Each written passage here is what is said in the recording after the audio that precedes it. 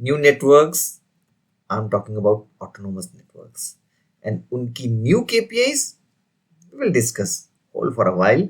We will discuss what are the new KPIs which you need to know, or what are the old networks. You already know. हमारा favourite network, old network, gold network, and उनकी KPIs वो भी discuss करेंगे. उनको भी discuss करके हम ये दोनों रिलेट करेंगे, ओल्ड नेटवर्क की केपीआईज और न्यू नेटवर्क की केपीआईज, की क्यों ओल्ड नेटवर्क की KPIs are not sufficient, are not enough in this new autonomous networks, right. और ये भी देखेंगे how you can master this technology shift which will help you in your career transition in a perfect trajectory. ठीक है. और ये भी देखेंगे कि what exactly is changing from old networks to new networks, और वो क्या चीज है जिसकी वजह से ये सारा चेंज आ रहा है. और being a leader, what you need to learn and understand so that you can lead these new autonomous networks.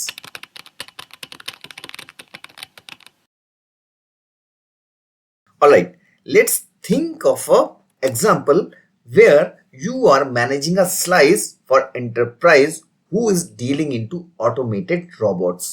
ठीक है, warehouse में जहां automated robots काम करते हैं. And it's 3 a.m. when your call center has started the calls ki service is down or interrupted or degraded. Huge number of calls, right? तो आप क्या करोगे ऐसे में? सीधा फंडा है, you will check with your knock and you will ask what are the alarms and how they are showing the health of your network. It may be Prometheus alerts, it may be Grafana dashboards कि how those dashboards are moving. ठीक है, ये alerts check करना, या may be APIs का status, or you may be checking the 200 OK status and CPU utilization and all those. ठीक है, ये मैं cloud related micro service based network की बात कर रहा हूं. उससे पहले आपको पता ही है लेगेसी में आप क्या करते थे, KPIs. ठीक है, आप नॉक के अलार्म आपने चेक करना चालू कर दिया कि कौन सी BSC के लेवल पे, क्या BTS के लेवल पे, या किस पैकेट कोर में कोई अलार्म है या यूटिलाइजेशन है. ये आई am just putting the context कि आप अपने अलार्म सिस्टम्स को और KPIs को फटाफट देखना स्टार्ट कर देते थे. और किसी भी लेवल पे अगर प्रॉब्लम मिलती थी तो क्या होता था कि इनमें से कोई भी एक प्रॉब्लम अगर आपको मिली, that means you got the success, right. और उसी प्रॉब्लम पे काम शुरू करते थे बेस्ड ऑन एक्सपीरियंस और सॉल्व करते थे. ठीक है, हुआ क्या कि आपने ये सारी चीज चेक कर ली, लेकिन आपका नेटवर्क इज स्टिल बैड. आप बात समझना. ठीक है, मतलब कि आपका ये सारी चीजें चेक करने के बाद, ये आपने सारी चीजें देखी, ओके है, still you see a problem कि आपका नेटवर्क अभी भी डिग्रेडेड है या कंप्लेंट्स अभी भी आ रही हैं. Then what? ऐसा तो हो ही नहीं सकता ना कि नेटवर्क आपका पूरा ग्रीन शो कर रहा हो, green dashboard, and network is still affected or services are still affected. And this is what in new advanced networks you call it all green dashboard paradox. Means कि यही एक problem है जो सबसे बड़ी प्रॉब्लम है. अगर किसी पेशेंट में कोई प्रॉब्लम नहीं पता लग रही है, that is a bigger problem. Make sense? You agree? Same way network में भी अगर प्रॉब्लम नहीं दिख रही हमें, that is a bigger problem, and we call it all green dashboard paradox in production AI systems. अच्छा, इस प्रॉब्लम के पहले प्रॉब्लम का साइज कितना बड़ा है ये देख लेते हैं. I'll show you 3 examples. ठीक है, तो each example is just to meant कि डेंट कितना बड़ा हो सकता है, प्रॉब्लम कितनी बड़ी हो सकती है. और ये प्रॉब्लम आई ही इसलिए क्योंकि you are not able to identify the problem. ठीक है, और आइडेंटिफाई ना कर पाना इज अ प्रॉब्लम कि आपको KPIs ही नहीं पता है कि क्या मेजर करना है. तो वो क्या मेजर करना है, once you know that, then definitely these problems will not occur in your system. ठीक है, so these are 3 examples. First is about a policy which was not actually existing, but chatbot created it and gave a huge dent to the company. It's all about airline bot, right? Second is how a chatbot converted $76,000 to $1. Look at the size of the problem.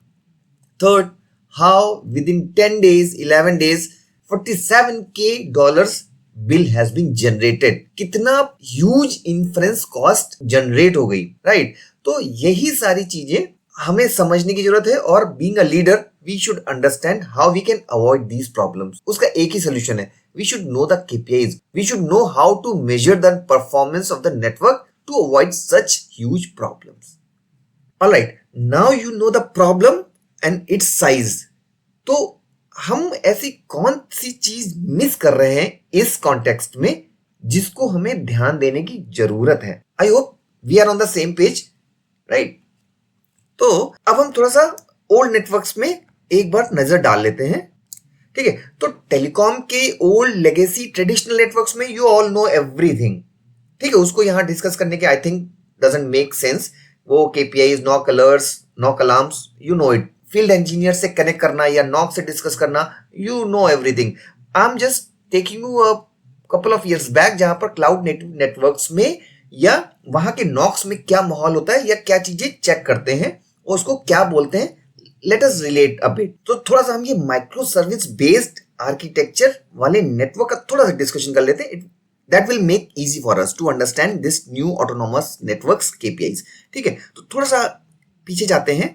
ये जो हमारा network है ना, micro service based architecture वाला network, वहां पर जब भी हम सारी चीजें, dashboard, alerts, monitoring, matrix, logs, everything, जो ये सारी चीजें हम चेक करते हैं, उसको एक टर्म बोला जाता है ऑब्जर्वेबिलिटी. मींस जब भी हम अपने नेटवर्क्स में, ये जो हमने बात करी, ये जो हम नेटवर्क में सारी चीजें मॉनिटर करते हैं, मॉनिटरिंग मतलब मैट्रिक्स की मॉनिटरिंग, या लॉग्स जनरेट करते हैं फॉर एनालिसिस पर्पस, ठीक है, या जो हम ट्रेसेस लेते हैं, वो सारे को कंबाइन कर ले अगर, तो वन वर्ड है विच इज ऑब्जर्वेबिलिटी. मतलब प्रॉब्लम्स को आइडेंटिफाई करना, क्यों थी और क्या थी, ये सारा एंड टू एंड एक शब्द में आ जाता है, एक वर्ड में हम कह सकते हैं ऑब्जर्वेबिलिटी. ठीक है, तो ये एक्चुअली कैसे हो रहा है वो आप थोड़ा सा देखो कि हम इसके 3 पिलर बोल सकते हैं. ठीक है, फर्स्ट इज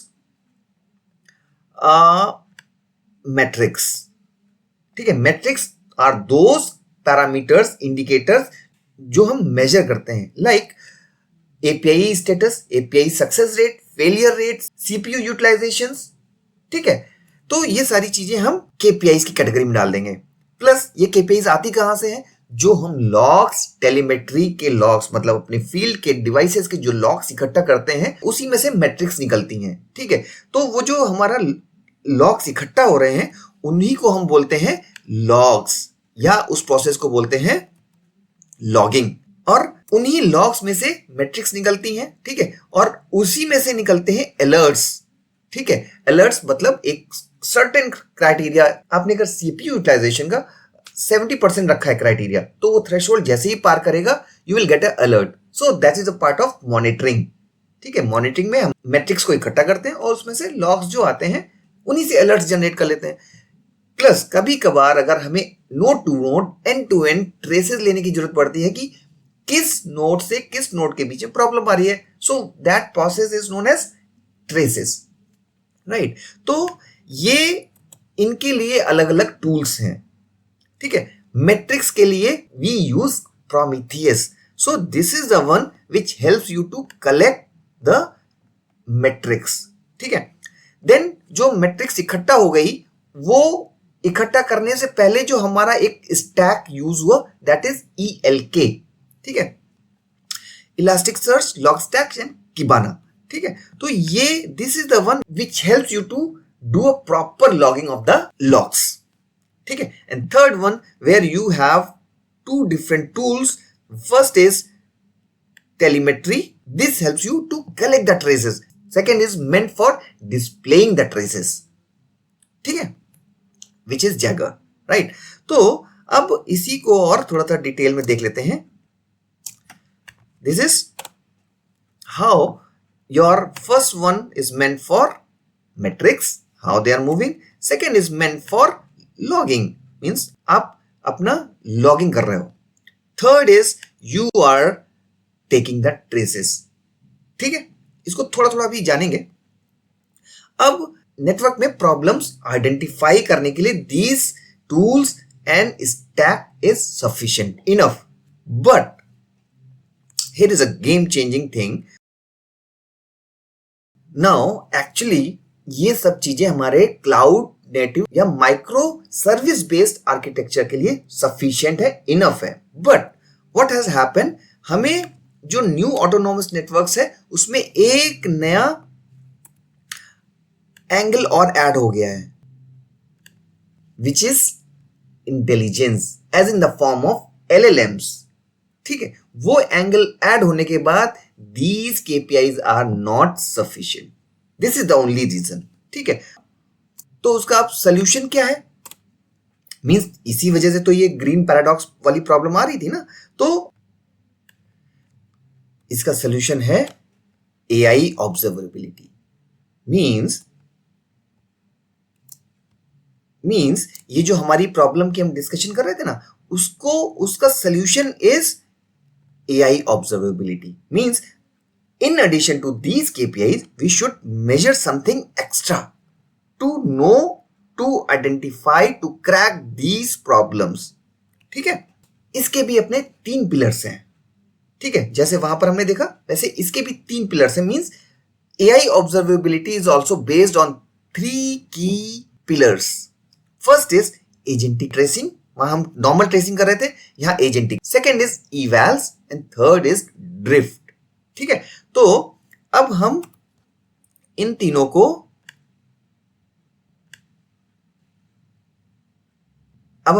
को थोड़ा सा डिटेल में डिस्कस कर लेते हैं.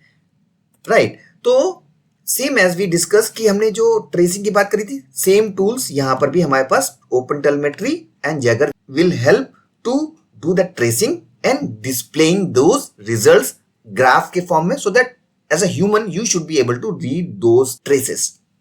Second is evals. Evals is actually a evaluation कि आपका जो LLM आउटपुट दे रहा है. अच्छा, एक चीज यहां पर आप ये देखो कि जो हमारा ये इंटेलिजेंस ऐड हुआ है ना, LLM ऐड हुआ है, उसमें क्या कैच है वो आप देखो. कैच वो ये है कि हमेशा ही हमारे ट्रेडिशनल सिस्टम सॉफ्टवेयर एप्लीकेशन में क्या होता था, fixed input fixed output. That was the basic nature, और उस नेचर को क्या बोलते हैं, डिटरमिनिस्टिक नेचर.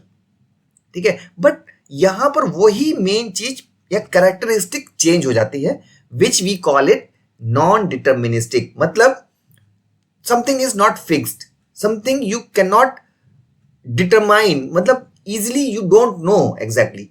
और वो क्या होता है कि हमारे इस LLM वाले आर्किटेक्चर में इनपुट में बी सेम, आप हर बार सेम इनपुट सेम क्वेश्चन पूछो, but very high chances that you will get different output. So this is what the characteristic of this LLM is, कि आपके आउटपुट्स चेंज हो रहे हैं. देखो, ठीक है, वो आउटपुट आप इनपुट सेम दोगे लेकिन output will be different each time, and this we call it non-deterministic.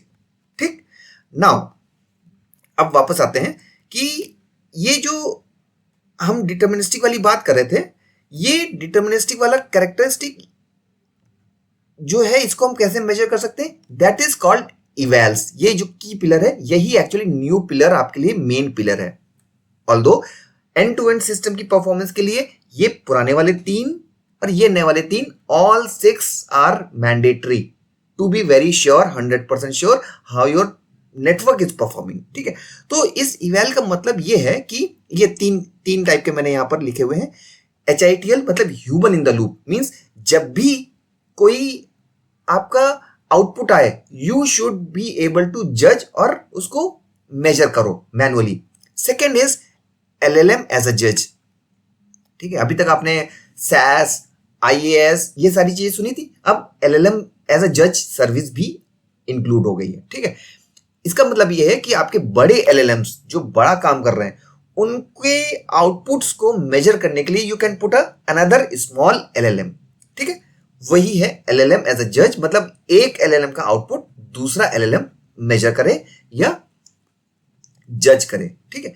और थर्ड इज फीडबैक, मीन्स एक एडवांस स्टेज पे जाने के बाद वापस उसको आप जज करते हो। So these things you call it evals, ठीक है। And third is drift.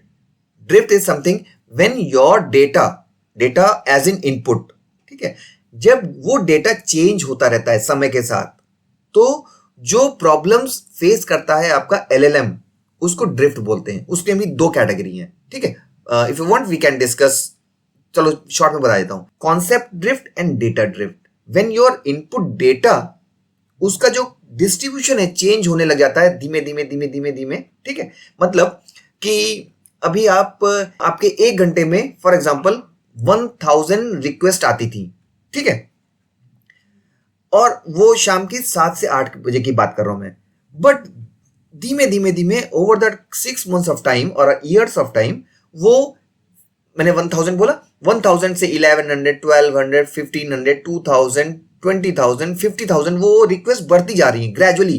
तो वो कह रहा है वो डिस्ट्रीब्यूशन चेंज हो रहा है कि वो 7 से 8 के बीच में वो डेटा का what you call that amount of that data जो रिक्वेस्ट आती थी वो चेंज हो रही है या वो बढ़ रही है। So that is what we call is change in the distribution, वो दैट टू ग्रेजुअली। तो उसको हम बोलते हैं डेटा ड्रिफ्ट। तो आपका जो एलएलएम है that needs some kind of tuning, ठीक है। वेयरएज कॉन्सेप्ट ड्रिफ्ट कि आपके इनपुट डेटा और आउटपुट डेटा के बीच में जो रिलेशन है, वो कहीं पर उनका रिलेशनशिप या इक्वेशन, जो आपका आउटपुट कैलकुलेट करने का इक्वेशन है ना, वही चेंज हो गया है। Means relationship has been change, concept has been change, उसको बोलते हैं कॉन्सेप्ट ड्रिफ्ट, राइट। तो जो हमारे 3 पैरामीटर्स हैं या 3 पिलर्स हैं, these help you to do the agentic tracing, then LLM as a judge means evaluation of the output, and third is difference in the data, means जो data हम use करते हैं for inference वही change हो गया। अब आपको 3 नहीं, टोटल 6 pillars या 6 KPIs पे ध्यान देना होगा, so that you can measure the performance of such autonomous networks, ठीक है।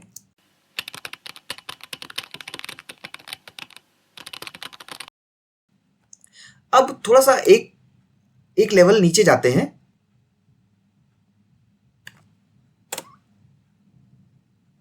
ट्रेसिंग को थोड़ा सा समझ ले, बहुत शॉर्ट में, इंपॉर्टेंट कॉन्सेप्ट है, दैट्स व्हाई आई थॉट कि ये थोड़ा सा डिस्कस कर लेते हैं। तो ट्रेसिंग, जो हम ट्रेसिंग की बात कर रहे थे, नॉर्मल ट्रेसिंग की बात कर रहे थे, उसमें होता क्या है कि जब भी एक यूजर एक्शन होता है, ठीक है, फॉर एग्जांपल आपकी स्क्रीन पे एक क्लिक किया किसी ने, ठीक है, generate me a bill for example, ठीक है, तो उस एक्शन से क्या होता है कि वो एक्शन होने के बाद ऐसा तो नहीं है कि सीधे आपको बिल आ गया, उसके बीच में कई सारे एक्शंस होते हैं, ठीक है, कि अलग अलग नोड, अलग अलग माइक्रो सर्विसेज के पास रिक्वेस्ट जाएगी, किसी चीज में डेटाबेस में क्वेरी हो जाएगी, कहीं पर आपका ऑथेंटिकेशन होगा। तो जो एंड नोड्स हैं वहां तक जाने के लिए एक्चुअली पाथ होते हैं, ठीक है, पाथ डिसाइड होते हैं। आप ए से लेके एफ तक जाने के लिए, एक माइक्रो सर्विस नोड तक जाने के लिए जो रास्ता सेलेक्ट हुआ है, ठीक है, उसको हम बोलते हैं स्पैन। ऐसे ही अगर ये दूसरा वाला अगर हम रास्ता देखें तो ये ए टू बी और वहां से डी की तरफ गई सर्विस रिक्वेस्ट, तो उसको बोलेंगे स्पैन 2। सेम वे आप अगर थर्ड देखो तो दिस इज स्पैन 3, ठीक है। So total you have in this example you have 3 spans, ठीक है। और ट्रेस में यही फायदा देता है, यही आपको हेल्प करता है कि एक पॉइंट ऑफ टाइम से स्टार्ट होके आपके जो डिफरेंट डिफरेंट स्पैन्स हैं उसने किस नोड के बीच में कितना टाइम लिया, that is how you find out, you analyse की विच स्पैन इज डूइंग गुड और विच स्पैन में कहां पर किस नोड के बीच में प्रॉब्लम आ रही है। तो वही चीज अगर आपको एआई ऑब्जर्वेबिलिटी में देखनी है तो वो आप कैसे देखोगे, तो वो एलएलएम के बारे में हम बात कर रहे हैं, यानी वाया एलएलएम जो भी स्पैन जनरेट हुए हैं उन्हीं को एनालाइज अगर हम करते हैं तो that tracing is known as agentic tracing. In this example we see that we have taken 5 spans. जो ये नॉर्मल ट्रेडिशनल ट्रेसिंग की बात हम कर रहे थे जिसमें हमने 3 का एग्जांपल लिया था, यहां पर हम 5 का एग्जांपल ले रहे हैं। तो अलर्ट आया तो वो कितने सेकंड में आया, एक स्पैन, ठीक है। देन उसने अगर हमारा डेटाबेस को चेक किया, ठीक है, तो दैट इज सेकेंड स्पैन, ठीक है। ऐसे ही सारे स्पैन्स अलग अलग आप उसको एनालाइज करके ये देख सकते हो कि हाउ एक्चुअली आपका एलएलएम इज परफॉर्मिंग, ठीक है। और उसको अगर विजुअली देखना है, जयगर जो मैं अभी आप बात कर रहे थे, तो वो आपको विजुअली दिखा देगा। That would be easy for you to look at, ठीक है, कि कौन सा स्पैन कैसा परफॉर्म कर रहा है और किस नोड से किस नोड के बीच में वो स्पैन है। So that is how you analyse those things, ठीक है। और होता क्या है, वेरी स्मॉल थिंग, कि हर स्पैन में एक ही आईडी होती है जिसको हम बोलते हैं ट्रेस आईडी। मतलब एक ट्रेस लिया, उस एक ट्रेस के अंदर इतने सारे स्पैन्स, बट सभी स्पैन में सेम ट्रेस आईडी, ठीक है। That is how these things work, right. तो अब अगर इसको हम देखते हैं कि ये आपके लिए एज अ लीडर ये पूरा सिस्टम या पूरा ये जो हमने बात करी है एआई ऑब्जर्वेबिलिटी वाली, ये आपके लिए क्या वैल्यू है, एक्चुअली आपके करियर के लिए क्या वैल्यू ये क्रिएट कर रहा है। तो आप ये समझो कि अभी तक ट्रेडिशनल नेटवर्क्स में जो काम आप मैनुअली पैरामीटर ट्यूनिंग कर रहे थे, वही ओवरऑल सारा काम ऑटोमेट हो रहा है, ठीक है। तो केपीआईज फॉर ट्रेडिशनल नेटवर्क, मतलब ये जो केपीआईज थी, इस प्रोसेस को यानी end to end network optimisation को जो आप देख रहे थे, वो कैसे देख रहे थे कि आप लेगेसी नेटवर्क्स में तो ओल्ड वाली केपीआईज, ठीक है, आरएफ केपीआईज या नॉक अलार्म्स, लेकिन जो क्लाउड नेटिव या माइक्रो सर्विस बेस्ड नेटवर्क में हम बात कर रहे थे, वहां पर आरटीओज, आरपीओज, सीपीयू यूटिलाइजेशन, ये सारी केपीआईज देख के आपका काम चल रहा था, ठीक है। और उसको जो हम बोलते थे वो हमने अभी देखा, मैट्रिक्स, लॉक्स एंड ट्रेसिंग, ये सारी चीजें हम बोलते थे, ठीक है। When it comes to autonomous networks, you should be aware of these three pillars, ठीक है। एंड नॉट ओनली दीज, जब हम बात करते हैं ओवरऑल ऑब्जर्वेबिलिटी की, then it means traditional plus AI ones, all 6 pillars are important for you to understand, right? And this skill and knowledge will help you to become a great leader when it comes to the era of AI, where autonomous networks are going to be generic in nature. मतलब generic का मतलब यही networks future हैं, and you can even prepare for CTOs and CIOs positions. Now I am happy that you know how these old networks are becoming new networks and what exactly is changing in these networks. अगर ये video आपको अच्छा लगा, then hit like and subscribe and comment me 1 if you want me to explain you the traditional observability in detail, and comment me 2 if you want me to help you with a detailed video on AI observability. Take care till we meet in the next video.